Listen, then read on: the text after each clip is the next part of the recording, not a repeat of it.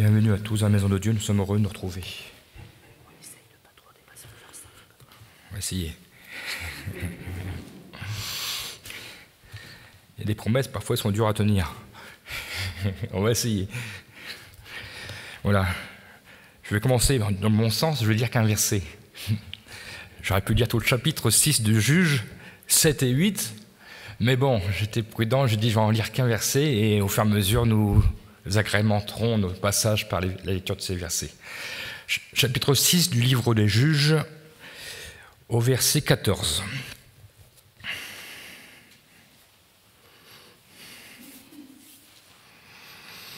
Juges, chapitre 6, verset 14. L'Éternel se tourna vers lui et dit : « Va avec cette force que tu as et délivre Israël de la main de Madian. N'est-ce pas moi qui t'envoie ?» Amen. Pour situer ce verset dans son contexte, il est bon de faire un petit rappel historique. Israël a une nouvelle fois, dans son histoire, fait ce qui déplaît à l'Éternel. Et l'Éternel a placé ce peuple sous le joug des Madianites pendant 7 ans. Nous voyons d'ailleurs au verset 2 que les Israélites se cachaient de l'envahisseur dans les ravins des montagnes, dans les cavernes et sur les rochers fortifiés. Tout le travail qu'ils produisaient était réduit à néant. Ils travaillaient en vain. Et les Madianites ne laissaient en Israël, nous est-il dit, ni vivre, ni brebis, ni bœufs, ni ânes. Le peuple d'Israël, dans sa misère, cria à l'Éternel. Dieu, par la bouche d'un prophète, il y avait encore des prophètes, malgré la désobéissance du peuple d'Israël. Dieu, par la bouche d'un prophète, leur expliqua la raison de leur misère. Il leur montra la véritable cause de leur mal.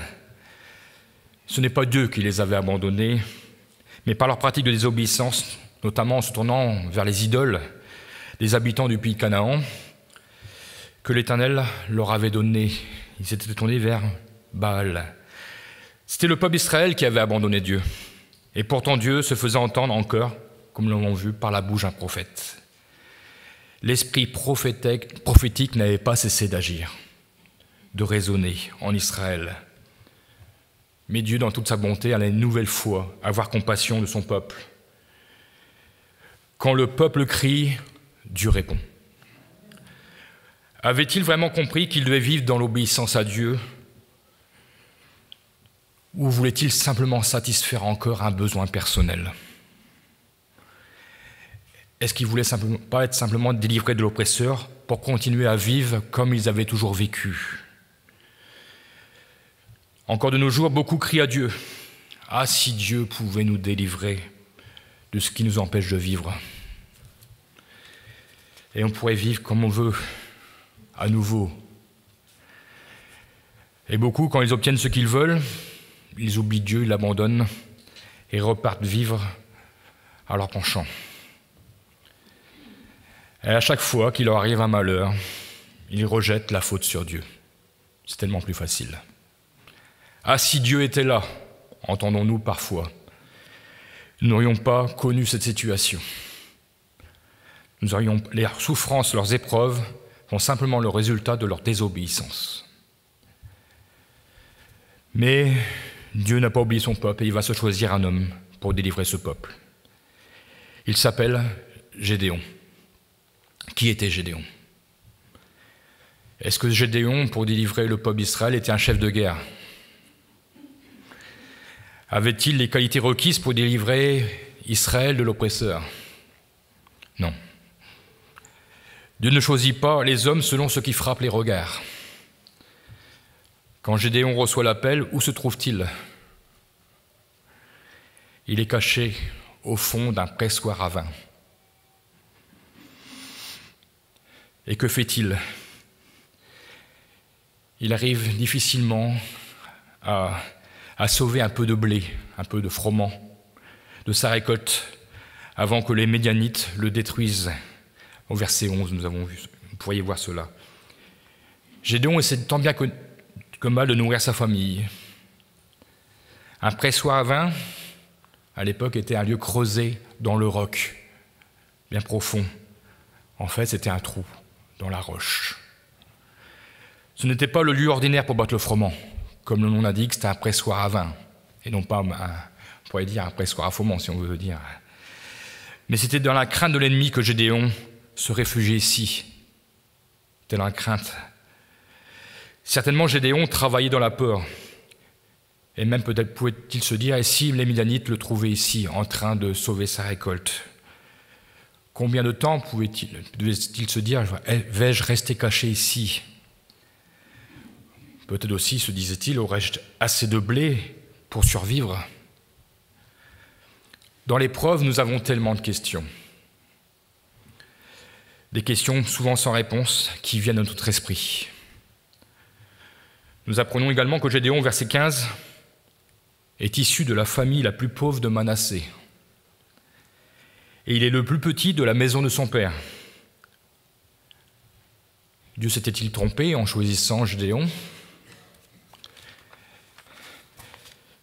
Cet homme qui paraissait si insignifiant aux yeux des hommes, même à ses propres yeux, Gédéon se dévalorisait. Il ne comprenait pas pourquoi Dieu l'avait choisi lui. Dieu l'avait trouvé dans son trou, dans son pressoir à vin. Et nous voyons au verset 12 que l'ange de l'Éternel le salue d'une façon particulière. Il lui dit « L'Éternel est avec toi, vaillant héros ». Et nous voyons dès la question de l'ange de l'Éternel une réponse. Dans la réponse de Gédéon qui va suivre, nous comprenons que Gédéon ne croit plus que l'Éternel est avec lui. Parce qu'il dira « Si l'Éternel était avec nous, tout cela ne serait pas arrivé ». On sent dans sa réponse peut-être un peu de colère, un peu d'amertume. Il se permet même de rappeler le passé à l'Éternel, qui nous avait sauvés de l'Égypte, de la servitude, comme si l'Éternel ne le savait pas. Il est dans son trou, je pourrais dire, il est enfermé dans son passé. Il se raccroche au passé. Il ne comprend pas ce moment précis que l'Éternel veut le sortir de son trou et qu'il lui a déjà préparé un bel avenir. Gédéon voudrait tant que l'Éternel lui donne des explications sur la situation qu'il vive dans ce pays. Pourquoi Dieu a-t-il permis cela? Quand le malheur arrive, il est souvent accompagné de pourquoi. Quand l'échec se présente, pourquoi? Quand la vie sentimentale est un désastre, pourquoi? Dieu aurait pu certainement prendre le temps de tout expliquer à Gédéon sur l'origine de ses malheurs, mais il ne le fait pas. Car Dieu voulait avant toute chose sortir Gédéon de son trou. Il y avait urgence. Ce trou qui était sa prison, où il s'était enfermé un peu avec tous ses problèmes, avec tous les problèmes d'Israël. Dieu, au pourquoi incessant de Gédéon, va répondre par un simple mot, « Va ». En quelque sorte, sors de ton trou, ouvre les yeux, j'ai un avenir pour toi. Dieu ne veut pas nous laisser dans nos interrogations. Mais pour cela, nous devons décider de vouloir sortir de notre enfermement. Dieu appelle et veut que nous répondions à son appel.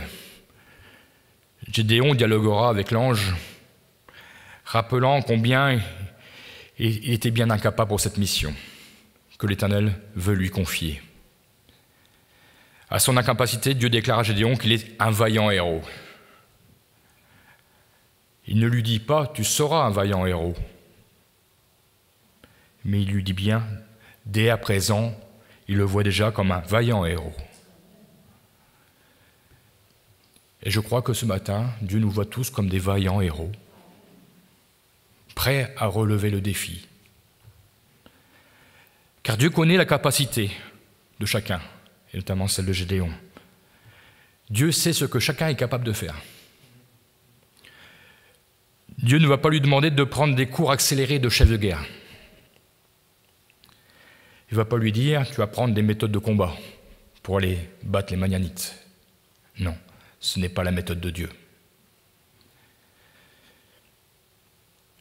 Dieu prend Gédéon à son service, tel qu'il est.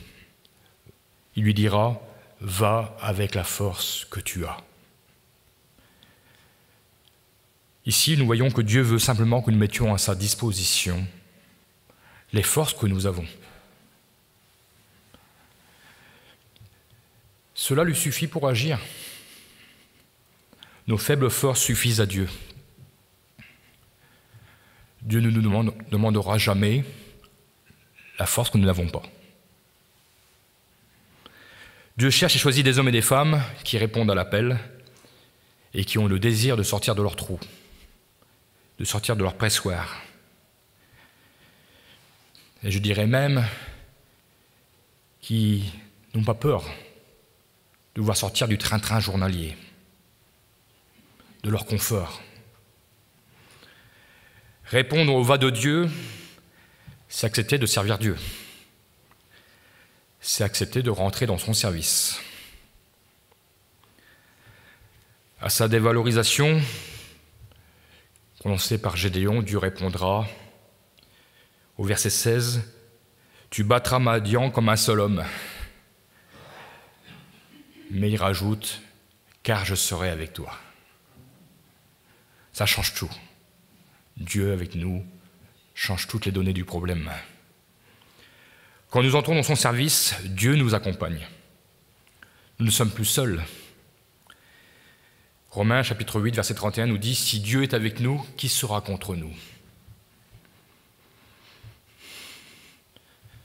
Peut-être tout comme Gédéon, vous pourriez dire « Ce n'est pas pour moi, je me sens incapable. » Mais si Dieu nous a choisis, car il nous a tous choisis, à le suivre, à le servir, ce n'est pas pour que nous mettions en avant notre savoir, notre éloquence, notre intelligence, notre capacité. Mais si Dieu nous a choisis, c'est pour qu'il puisse montrer sa puissance à travers de notre faiblesse. Dieu peut et veut faire du plus faible et du plus petit d'entre nous un vaillant héros. Entrer dans son service fait de nous des vaillants héros. Il va transformer nos faibles capacités en d'innombrables opportunités. Vous pourriez dire à Dieu, c'est tout ce que j'ai. Dieu vous répondra, cela me suffit. Je citerai le nom d'une personne célèbre pour le bien qu'elle a fait, Mère Teresa. Mère Teresa a dit « Je ne suis que le petit crayon dans la main de Dieu. Priez pour que ce petit crayon n'écrive pas trop mal l'œuvre de Dieu. » Qui aurait cru que cette femme venue d'Albanie deviendrait un jour un crayon entre les mains de Dieu pour secourir les plus pauvres des plus pauvres à Calcutta, en Inde. Un autre exemple, un jour au Pays de Galles, vous connaissez toute l'histoire de Marie Jones et de sa Bible. En 1784, Dieu s'est choisi une petite fille du nom de Marie Jones. Dès son jeune âge, elle avait décidé, elle avait un désir ardent de posséder une Bible. Elle n'hésita pas à l'époque à économiser pendant 6 ans pour acheter une Bible. Le prix de la Bible était cher, et rare surtout. Elle parcourra, quand elle a eu économisé pendant 6 ans, 40 km à pied pour pouvoir se rendre à un lieu où elle pourrait se procurer une Bible. Arrivée sur place, il n'y avait pas de Bible pour elle. Mais elle a suscité dans le cœur pastoral de ce pasteur un émoi. Il y avait bien une Bible qui était réservée, ce n'était pas pour elle. Mais voyant son cœur et son désir, cette petite fille pleurait parce qu'elle n'avait pas la Bible, il lui a donné la Bible. Elle est repartie avec la Bible serrée sur son cœur, 40 km dans l'autre sens. Mais ce qu'elle n'a pas su au départ, c'est qu'elle a chamboulé le cœur de ce pasteur. toute la congrégation pastorale du Pays de Galles a été chamboulée. Ils ont décidé de créer la première société biblique qui a pris le jour 20 ans plus tard, en 1804. Là, nous voyons, par une petite fille, que Dieu s'est servi pour parler au cœur de tous ces pasteurs. À partir de 1804, chaque homme, chaque femme allait enfin pouvoir disposer de la Bible à prix abordable.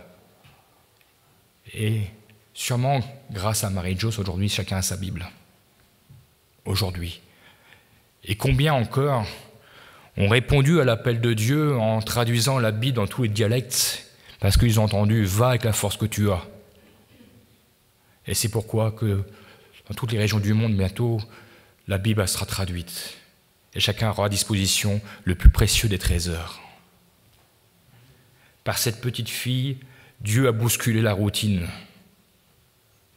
Bien sûr, Marie aurait pu rester dans son trou, dans sa maison de campagne. Elle a pu dire « J'attendrai le jour que la Bible sera à disposition ». Mais elle ne pouvait pas attendre, elle avait un vif désir. Elle aimait Dieu, elle aimait sa parole. Elle a répondu à l'appel de Dieu « Va ». Elle a marqué l'histoire. Dieu veut se servir puissamment de notre vie. Gédéon demanda à Dieu plusieurs signes à l'ange de l'Éternel.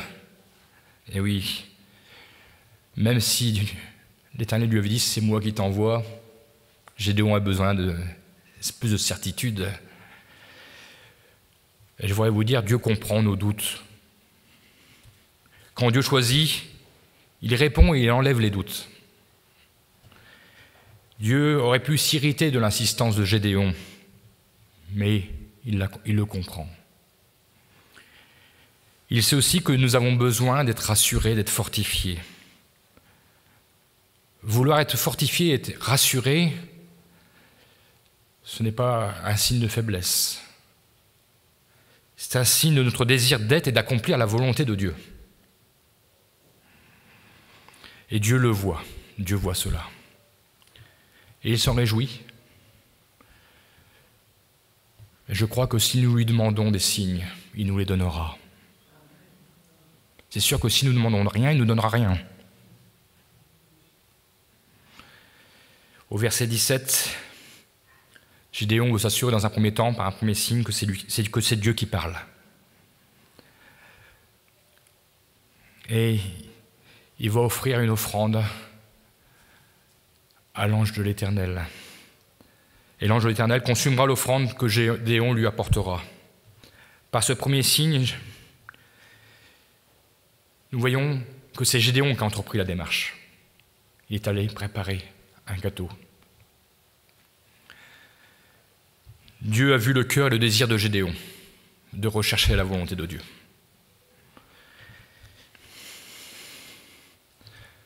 L'ange éternel va agréer l'offrande de Gédéon, mais pas seulement, il va la consumer devant lui pour montrer que Dieu est avec lui.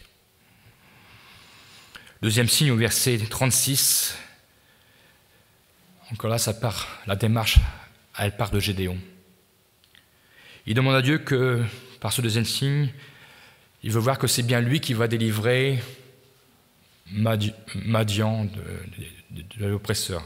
Il va délivrer Israël de Madian.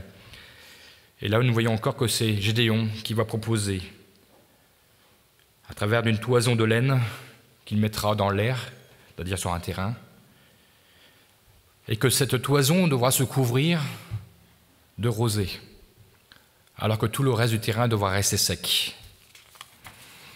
Encore une fois, Dieu répondra à sa demande et ne s'irritera pas. Et nous voyons encore par la suite que Gédéon va encore insister. Il reprendra cette toison pour demander un autre signe, un dernier signe à Dieu, que maintenant celle-ci devienne sèche et que le reste devienne humide. Peut-être on a pu dire, il exagère. Mais Dieu savait ce qu'il faisait, il l'avait choisi, il le savait qu'il lui demandait ces questions. Mais Dieu lui répondra encore parce qu'il savait qu'il voulait faire la volonté de Dieu. Dieu savait que Gédéon a besoin d'être sûr que Dieu lui donnerait la victoire. Et Dieu ne se fâche pas. Gédéon était choisi. Et c'est lui qui délivrera Israël. Avant d'aller au combat, il y avait encore des choses à respecter, à mettre en ordre. Il fallait mettre de l'ordre dans le peuple. L'Éternel demanda à Gédéon, verset 25, d'abattre les idoles que le peuple d'Israël s'était forgé. Il devait démolir l'autel de Baal, démolis l'autel de Baal qui appartient à ton père. Et abat le poteau sacré qui se trouve dessus. Nous voyons ici que c'est déjà très proche de lui, dans la maison de son père, que la désobéissance régnait. Dieu n'aurait pas pu agir si les idoles restent en place. Il fallait qu'ils soient abattus. Et je dirais, Dieu ne partage pas. Il veut toute la place.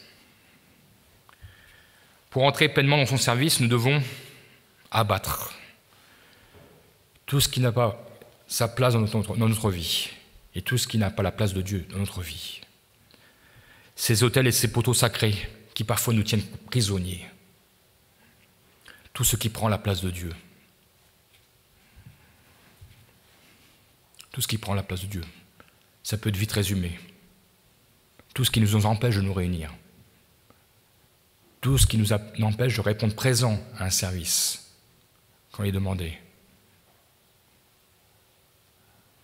C'est déjà là, un poteau sacré à abattre. Dieu a besoin de notre disponibilité. Et nous devons apprendre parfois à modifier notre emploi du temps, à privilégier l'œuvre de Dieu. Imaginez un peu la position de Gédéon, abattre l'autel de son père. Cela le mettait dans une position délicate. D'ailleurs, il le fera de nuit. Et il savait qu'il allait se mettre la famille à dos. Suivre Dieu peut aussi nous mettre parfois dans une situation difficile par rapport à la famille. Mais il est important que la famille connaisse notre priorité. Notre priorité, c'est Dieu. Ils doivent ainsi connaître nos rendez-vous avec Dieu, même si ceux-ci surviennent exceptionnellement. Des réunions qui sont rajoutées parfois. Nous pouvons rester au fond de notre pressoir à vin, avec nos habitudes, et nous pouvons dire d'autres le feront, d'autres seront présents à notre place, ou décider de sortir et d'affronter nos poteaux sacrés, en affirmant pleinement notre position pour le Seigneur. Il y avait besoin d'un bon ménage au milieu d'Israël. Ceci était primordial pour que le plan de Dieu puisse s'accomplir. Dieu n'aurait pas pu agir si Gédéon ne l'avait pas fait. Gédéon s'est engagé à le faire, il l'a fait. Combien souvent nous entendons prier pour nos familles, pour leur salut, mais que nous sommes incapables de leur montrer nos priorités. Notre priorité, c'est l'Église et notre Seigneur. Dieu veut sauver notre famille. Et ce n'est pas en faisant des compromis que nous sauverons notre famille. Nous devons passer Dieu avant. Joas, qui était le père de Gédéon, comprendra la démarche de son fils et prendra même sa défense auprès du peuple. Ce peuple désirait mettre Gédéon à mort. Le père de Gédéon dira « Si Baal est un dieu, que Baal fasse lui-même la sentence. » Au fond de lui, je pense, Joas avait compris qu'il s'était éloigné de Dieu et qu'il y avait besoin de revenir à Dieu. Gédéon a déclenché une prise de conscience salutaire pour son père. Alors Gédéon, fortifié, rassuré, peut aller maintenant au combat. Ou encore, il va recevoir une demande particulière. Maintenant, ce n'est plus lui qui fait la demande, c'est l'Éternel. Cette demande, elle peut paraître paradoxale. L'Éternel lui demande de réduire le nombre de combattants. Sur 32 000 hommes appartenant au peuple d'Israël, Dieu veut se séparer des gens craintifs, soit 22 000 hommes. Beaucoup, hein? N'oublions pas que Madian était considéré, au verset 5, au verset 5, chapitre 6, comme une multitude de sauterelles. Ils étaient innombrables. Alors, 22 000 hommes rentrent au bercail, il en reste 10 000. C'est encore trop pour Dieu. Il va encore réduire son effectif.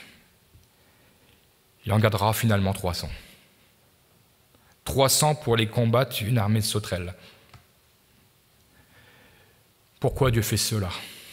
Parce que Dieu voulait prouver que c'est lui qui donnera la victoire à Gédéon et à ses hommes, afin que Gédéon et ses hommes ne se glorifient pas et qu'ils puissent voir que c'est la puissance de Dieu qui se manifeste.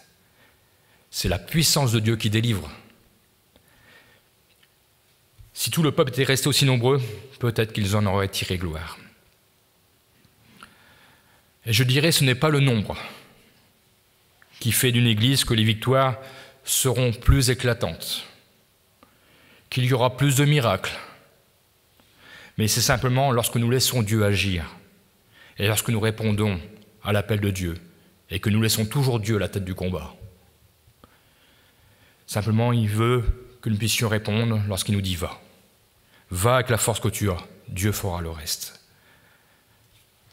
Parfois, Dieu met de côté ceux et celles qui ne sont pas prêts à servir. Je les appellerai les craintifs, qui préfèrent rester loin du combat. Tous ceux qui trouvent toujours une bonne excuse pour ne pas entrer dans le service de Dieu. Aujourd'hui, nous avons nos assemblées générales de l'Église des Épaphrodites. Nous allons parler de l'œuvre de Dieu.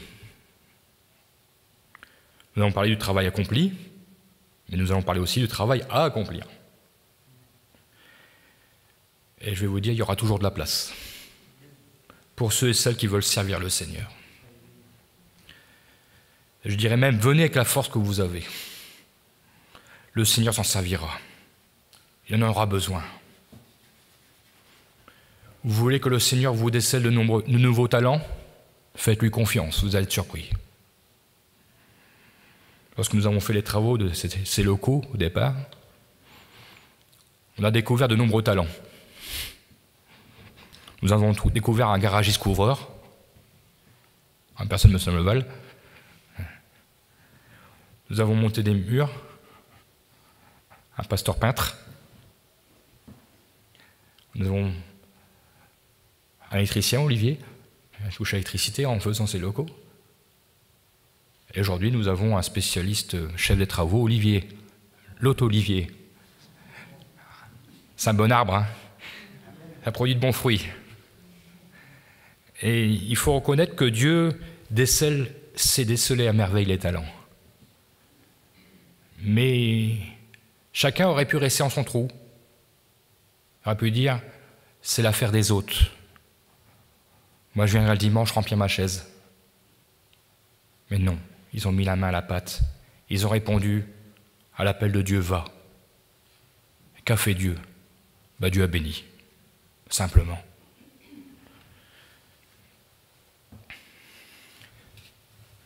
Alors, évitons que nos talents prennent la poussière et qu'ils ne puissions pas rester au fond du pressoir à vin. Et je pense qu'il est important de venir, si vous le désirez, vous rajouter à la liste de ces serviteurs et ces servantes qui se sont levés, et ils ont accompli fidèlement les petites tâches que le Seigneur leur avait confiées. Quand Gédéon est sorti de son trou, l'Éternel était avec lui. Nous le voyons au verset 34. Pour démontrer à tout le peuple que l'Éternel était avec lui, il nous est dit que Gédéon fut revêtu de l'Esprit de l'Éternel. Et que fit-il aussitôt, Gédéon, lorsqu'il fut revêtu de l'Esprit de l'Éternel? Il sonna de la trompette, c'est-à-dire qu'il rassembla ses troupes. Il était prêt au combat. Et le peuple avec. L'Éternel était avec lui. Voilà la conséquence de son zèle, de l'Esprit de l'Éternel qui était sur lui. Et quand Dieu voit notre zèle, notre désir de le servir, ce n'est plus des poteaux sacrés que nous avons devant nous, mais nous avons des poteaux indicateurs pour nous encourager, pour nous dire « tu es dans la bonne direction, continue ainsi ». Et c'est ce que fit l'Éternel dans la nuit avec Gédéon, la nuit qui précéda, même nuit même, parce qu'il est descendu dans la nuit, cette nuit où il a eu la victoire. Encore une demande particulière de l'Éternel. Il ne faut pas avoir peur de se laisser surprendre par les demandes de l'Éternel. Il lui a dit de descendre au camp de Madian, aux abords du camp de Madian, chez l'ennemi, de nuit, et d'écouter ce qu'il se disait. Particulier quand même. Chapitre 7, verset 9. L'Éternel dit à Gédéon pendant la nuit, « Lève-toi, descends au camp, car je l'ai livré entre tes mains. » Et au verset 11, « Tu écouteras ce qu'ils disent. Et après cela, tes mains seront fortifiées. Descends donc au camp. » Et Dieu va révéler un songe et son explication aux ennemis de Gédéon. Voilà, vous voyez tous les moyens qu'utilise Dieu pour montrer que son plan est parfait. Dieu utilise tout moyen pour faire entendre sa volonté et son plan prodigieux. Dans la bouche de ses ennemis, il va entendre, chapitre 7, verset 14, deux personnes discutaient, un racontait son songe, et là la réponse et l'interprétation du coup. Son camarade répondit, il dit, « Ce n'est pas autre chose que l'épée de Gédéon, fils de Joas, homme d'Israël. Dieu a livré entre ses mains Madian et tout le camp. » Ces paroles, nous les trouvons dans la bouche des Madianites. Dieu avait mis la pensée que c'était Gédéon. Était-il connu du peuple de Madian? Mais Dieu s'est révélé, l'a fait connaître. Gédéon, que pouvait-il espérer de plus? Gédéon avait reçu toutes les assurances de la victoire promise. Il descendit avec trompette et cruche. Ils sont bizarres les armes à l'époque. Mais quand Dieu conduit, il n'y a rien de surprenant. Pour obtenir la victoire au nom de l'Éternel. Et oui, ça c'est important. La victoire au nom de l'Éternel. Tout cela fut rendu possible car Gédéon a décidé de sortir de son trou, de quitter le pressoir.